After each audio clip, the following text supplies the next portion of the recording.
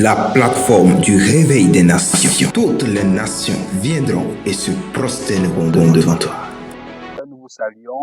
Nous nous retrouvons encore sur l'émission Le choix du conjoint pour aborder la partie numéro 4. Je suis avec le docteur Jean-Baptiste. Le docteur Jean-Baptiste serait de savoir, vu que nous avions parlé dans la partie précédente des choix. Et ici, nous avions mentionné plutôt que nous allons revenir sur les choix mal faits, c'est-à-dire les mauvais choix qui font partie du plan de Dieu. Comment pouvez-vous expliquer cela? Les mauvais choix font partie du plan de Dieu. Oui, les mauvais choix font partie parfois du plan de Dieu. Je vais vous expliquer une chose. Nous tous les chrétiens n'allons pas forcément épouser des gens dynamiques, ou bien celui que nous voudrons, puisque nous avons le cœur de Dieu. Nous connaissons aussi le plan de Dieu en quelque sorte. Des fois on fuit. Oui. Les chrétiens connaissent bien Le plan de Dieu. Vous pensez que les faux pasteurs là ne savent pas la vérité? Ils savent bien la vérité, mais ils fuient. Vous comprenez, non? Oui. Donc on connaît le plan de Dieu, mais on voit que ça là c'est difficile. Dieu, laisse-moi faire pour moi-même, on va s'en charger après. Mais ce n'est pas de ça que je veux parler. Les mauvais plans dans le mariage peuvent partie aussi, ou bien, Seigneur, font partie du plan de Dieu. Comment? Quelqu'un va avoir un doctorat, personne va avoir un doctorat plutôt, et va vouloir épouser une femme qui a le doctorat que lui. Or, lui là qui a le doctorat là, qui est, je sais pas, il est doctorant, peut-être en anglais, on l'appelle tout le temps docteur là. Non, au campus on dit Dieu. Ok. Et il va penser que non, la jeune demoiselle qu'il va épouser serait un doctorat ou bien quelqu'un de master, comme lui, bon, je sais pas. Oh, c'est une vendeuse de tomates. Je répète, c'est une vendeuse de tomates ou bien d'arachides que Dieu lui a prévu. Et c'est pas cette personne qui va accomplir la mission que Dieu va envoyer. Le buffet. Et il sera en train de vouloir une personne. Mais au profond de son cœur, il sentira la voix de Dieu lui dira: ton chemin ne passe pas là-bas. C'est compris? Oui. Voilà. Maintenant, dans quel sens le mauvais choix peut être dans le plan de Dieu? Ce n'est pas que si la personne fait le mauvais choix, et ça va de pair avec le plan de Dieu, que cette personne est malchanceux, Dieu lui a fait du mal. Non, ce n'est même pas ça. C'est nous qui allons remarquer que ça c'est un mauvais choix.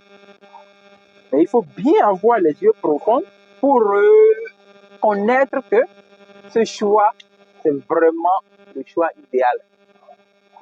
Ah oui. Je vais donner un petit exemple. Lorsque Abraham avait dit à Lot, séparons-nous, parce que j'avais abordé cette partie dans le premier épisode, lorsqu'on était en train de parler sur le choix. Que j'ai dit souvent, quand on nous fait le choix, c'est là qu'on nous met en erreur. Le choix ne devait pas venir. On devait dire, Seigneur, choisis toi-même. Comme je... Oh, Seigneur, ma bouche. Ok, on continue. Donc, lorsque Abraham avait dit à Lot de faire son choix, c'est cette étape qui a montré quel genre de personne Lot était. Est-ce que c'est compris? Il faut être intelligible. Hein? Oui. Hein? Cette partie, cette question, ce libre arbitre. De libre arbitre, voilà, ce libre arbitre que Abraham a donné, a offert à Lot, a permis de connaître quel genre de personne son neveu était. Son neveu était une personne égoïste. Oui. Il veut tout avoir pour lui. C'était l'idée qu'il avait. On lui a permis de faire ce qu'il veut faire. C'est compris, non? Oui. Donc ça aboutit au plan de Dieu. Parce que aussi longtemps que Lot sera avec Abraham, Abraham ne va pas aller dans le dynamisme que Dieu lui réclame. Est-ce que vous avez compris? Il faut être intelligent. Hein?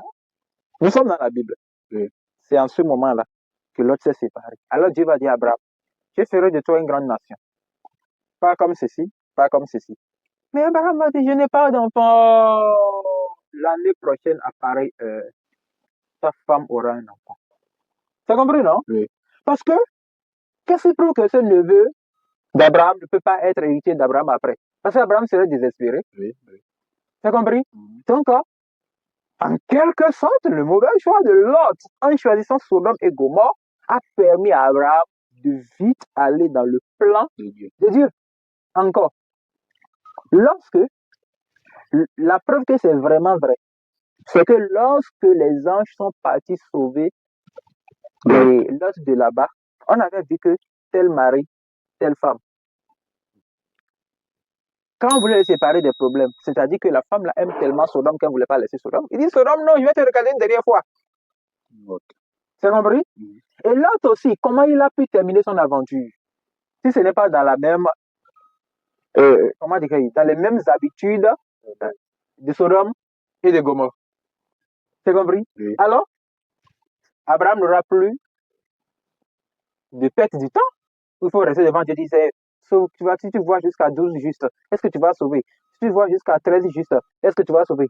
Ça a donné, ça a fait reposer Abraham de tout le temps se plaindre devant Dieu au nom de Lot. Oui. La guerre va partir là-bas, c'est Abraham qui va partir faire la guerre pour sauver son neveu. Tout ça est terminé. Le mauvais choix participe Au plan de Dieu. au plan de Dieu. C'est compris, non? Oui. Ça peut aussi arriver que quelqu'un qui est chrétien, il fait l'erreur, il peut épouser une femme païenne. Il peut décider de lui-même comment.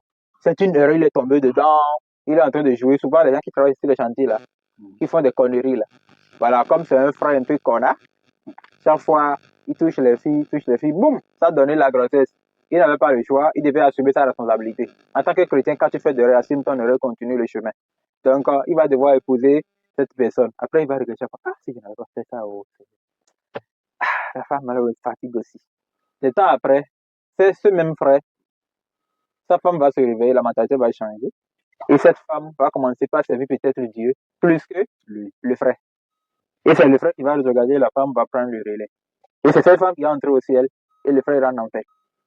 Les mauvais plans peuvent participer et participent aussi au plan de Dieu, les mauvais choix. Voilà, on y va. Le goût de ça. Le goût de ça.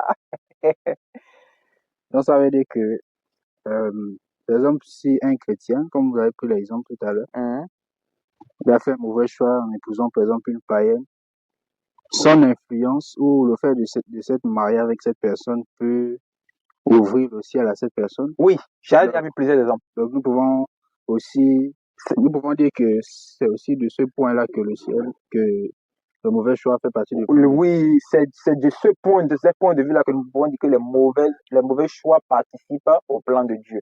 Mais ce n'est pas quand nous disons ça que nous donnons, comment dire, nous sommes en train d'encourager. Non, ce n'est même pas ça. Mais si quelqu'un décide de le faire, donc c'est que son destin l'a donné ou bien c'est pas, c'est lui qui a choisi. Regardons, il y a un frère dans la Bible qu'on appelle le frère Samson, par exemple. Quand Samson avait rencontré Delilah, ses parents lui ont dit ne pars pas là-bas. Même les parents lui ont refusé ça. Mais je peux aussi dire que ça a rendu clair qui est Samson. Samson, c'était un prophète impudique. Delilah n'a fait que démontrer la vie de Samson. À vrai dire, c'est pas Delilah qui a fait échouer Samson. Non. C'est Samson de lui-même, de sa volonté, qui était parti voir Delilah. Tu as compris, non? Oui. Mais si vous voulez épouser Delilah, pourquoi ne pas épouser Delilah? Delilah, c'est une prostituée. Je suis d'accord. Tu veux l'épouser, épouse-la. Mais il ne l'épouse pas. Chaque fois, c'est lui qui prend le temps d'aller rester avec la fille. Mais il va demander ça, mais épouse-la. Il ne l'a pas épousée. S'il l'avait épousée, peut-être l'échec va venir, mais après. Oui. Mais il ne l'a pas épousée. Des fois, quand vous voulez épouser quelqu'un, épousez la personne et arrêtez vos conneries là. Sinon, il y a du danger là. Votre exemple, c'est Samson. Samson est mort avec la puissance qu'il a en lui. On s'en fout de lui avec sa puissance. Il est qui, lui? Bon, mais on n'encourage pas quelqu'un de le faire. Par contre, ça arrive plusieurs fois. J'en ai déjà vu des frères qui ont fait des erreurs comme ça, qui ont épousé des sœurs Et après, ces sœurs-là vont rencontrer la vérité. Encore les femmes, bien zélées dans la vérité, j'ai bien dit la vérité, pas la religion. Aussi, des sœurs, des frères qui vont, qui étaient des païens, mais qui ne sont pas des femmes chrétiennes. Mais quand vous regardez, vous allez voir que c'est très différent de ceux qui font de désordre, qui choisissent carrément d'aller épouser. C'est très différent. Vous allez voir que c'est différent. Oui. C'est différent. Donc, c'est ce que je peux déjà expliquer. Voilà. C'est dans la Bible, Israël, Dieu n'était pas d'accord avec les autres. C'est quoi Dieu dit? Que vos filles d'Israël n'épousent pas les peuples païens. En aucun cas, Dieu était contre ça. C'est compris, non? Oui. Bon, mais aujourd'hui, je n'ai pas dit d'épouser une femme païenne, non. Mais il se peut que vous rencontrez un frère ou bien une soeur que vous voulez épouser et qui n'est pas encore mature dans la foi. Ça ne veut pas dire que c'est un païen. Juste, il n'est pas mature dans la foi, mais il connaît la parole de Dieu. Il n'est pas mature dans la foi. Ce n'est pas qu'il est païen, il est comme Delilah. Non, ce n'est pas ça. Même si le frère Moïse a épousé une femme païenne, ce n'est pas à moi de prendre ça. Ce n'est pas tout ce qu'ils ont fait que nous devons faire. Oui. Ou bien, non. Moïse s'est fâché, il a gâté la tablette de Dieu. Moi, je vais fâcher, je vais jeter la Bible. Non, ce n'est pas tout ce qu'ils font que nous devons faire. Parce que les gens prennent des mauvaises exemples aujourd'hui pour les copier. Voilà. Donc, dans ce sens-là, il faut que nous fassions un peu d'attention. Un peu d'attention. Oui. On y va. Voilà. D'accord. Vu qu'il y a des mauvais choix, oui, comment nous pouvons faire pour reconnaître le bon choix? Comment pouvons-nous faire pour reconnaître le bon choix?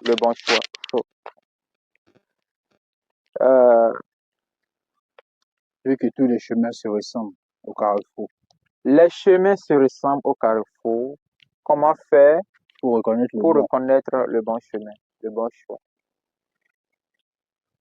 Pour reconnaître le bon choix, il faut attendre. Il y a une référence qui dit « Attends le Seigneur. Attends le Seigneur. J'attendrai le Seigneur.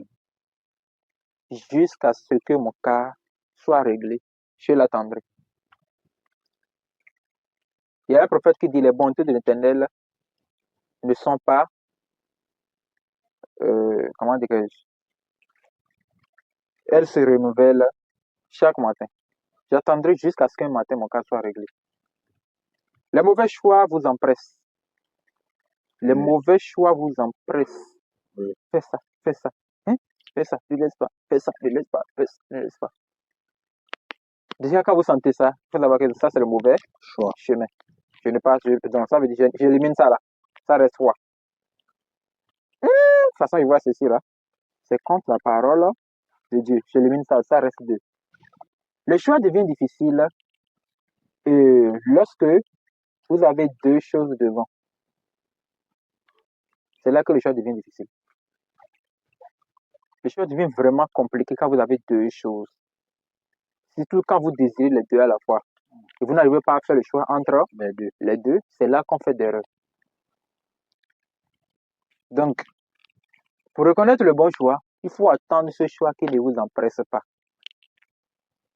Ce frère-là, qui ne te dérange pas, que tu sens le zèle de la parole de Dieu.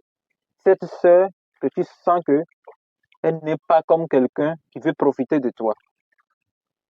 Ce n'est pas déjà quand tu décides ça que tu l'as déjà choisi. Non, tu le pèses, tu la pèses sur la parole de Dieu. Et tu observes. Vous commencez à observer. Est-ce que ça va de pair avec ma mission? Est-ce que ça va de pair avec ce que Dieu me demande? Si toi, tu es appelé à être chanteur, donc Dieu doit peut-être te donner une soeur qui joue le piano. Et quand toi, tu chantes, elle est...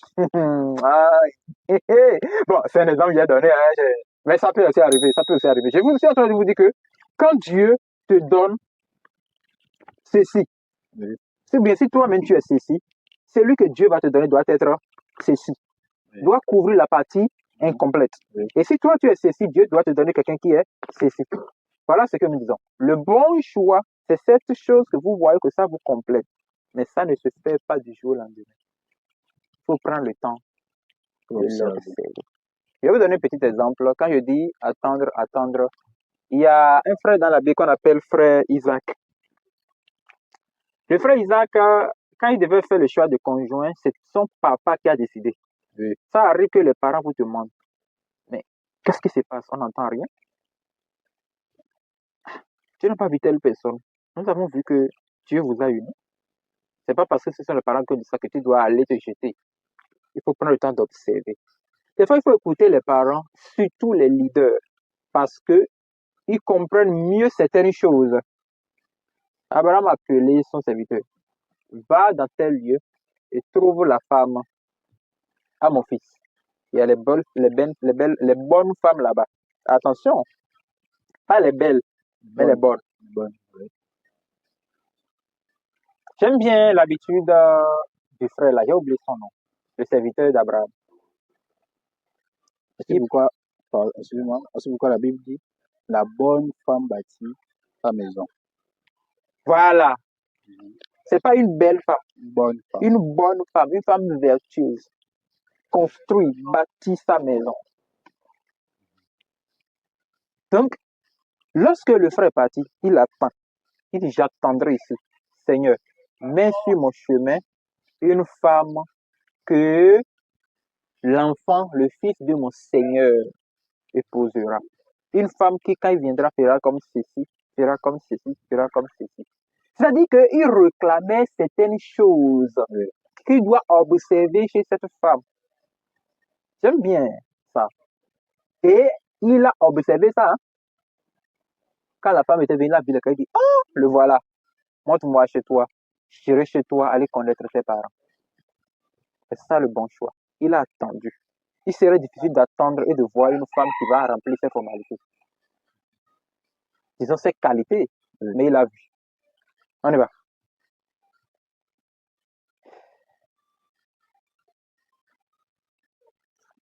Et lorsque vous avez dit que les choix souvent viennent pour nous compléter. Oui. Nous compléter. Supposons que quelqu'un est par exemple appelé. Au début, vous avez d'abord pris l'exemple des choses matérielles dans le métier. Si quelqu'un est par exemple Oui. doctorat, il doit avoir aussi une femme. Il espère avoir aussi une femme doctorat comme lui. Mais Dieu peut lui donner une femme, par exemple, qui fait du commerce, pas comme lui, il s'attend. Comme on dit, qui vend? Une femme vendeuse. Une femme vendeuse. Voilà. Dans ce sens-là, quel est réellement l'objectif de Dieu en mettant quelqu'un de haut avec quelqu'un de... Très bien. Je ne vais peut-être pas tout expliquer, mais l'objectif de Dieu était juste de compléter. Cette femme qui n'a pas eu la chance peut-être de partir à l'école dans sa vie a besoin d'un mari qui est allé à l'école. C'est un exemple que j'ai donné. Ce monsieur qui n'a pas été peut-être avoir la chance d'aller à l'école a besoin d'une femme qui a fréquenté fort pour le couvrir. Ce frère qui n'a pas la force de posséder le mystère de la parole a besoin d'une sœur qui est forte en esprit. T'as compris? Oui. Voilà. Peut-être qu'elle ne connaît même pas garder le bic. Dieu va lui donner une femme ou bien un mari intellectuel pro-masse. Que quand tu vas vouloir embêter, ça va bien son mari dira, mais à qui ai-je l'honneur, s'il vous plaît? Pouvez-vous essayer de vous présenter de façon articulée? Tu vois, quand tu entends ça, tu vas dire, hey, attends, excusez-moi, hein? Excusez-moi, je ne... Voilà. Parce que ça veut dire qu'il a quelqu'un pour le défendre à côté. C'est comme ça que Dieu fait. Dieu met quelqu'un juste à côté de quelqu'un. C'est-à-dire que Dieu ne peut pas mettre deux personnes mamboule ensemble. Jamais. De façon divine, Dieu met une personne boule et une personne magoule. Et comme Dieu pouvait mettre Abraham qui croit et Sarah qui ne croit pas ensemble. Tellement que vous pouvez voir ça dans Rebecca avec Isaac. Rebecca aimait Jacob. Isaac aimait Esaü. Tout se complète. Tout se complète. Il ne doit pas avoir de vide. Les choses de conduire, c'est quand même facile, l'influence que je vois. Hein. Juste ça prend juste le temps. Il faut être un peu patient. Même si la jeunesse est agitée, il faut être patient. Parce que tout est déjà bon. Tu as l'argent, tu as la maturité. et tu as, je vais dire, la liberté financière. Tu dépends de toi-même dans les choses. Tu es là, donc, plus rien ne me change, je dois observer parce que plus rien ne me change, je suis libre de moi-même. Oui. Voilà, on y va, c'est ça. Est-ce que j'ai répondu à la question? Oui. Donc, nous comprenons que le bon choix, c'est justement celui qui ne nous presse pas. Oui, c'est ce qui ne nous presse pas. Parce que les mauvais choix nous pressent. Nous empressent. C'est ça. C'est ça. Tellement que tu risques de. Bon, je vais le faire plus que toi, mais on va t'empresser tellement que tu ne vas plus écouter Dieu. Les bruits vont commencer par embrouiller. Jeune, fais attention, hein. Faut pas t'empresser. Merci encore, Dr. Jean-Baptiste. Merci. Merci, frères et sœurs, de nous avoir suivis dans cette 4e partie. Nous espérons encore dans la suite de cette émission que le Seigneur vous bénisse. Amen. La plateforme du réveil des nations. Toutes les nations viendront et se prosterneront devant toi.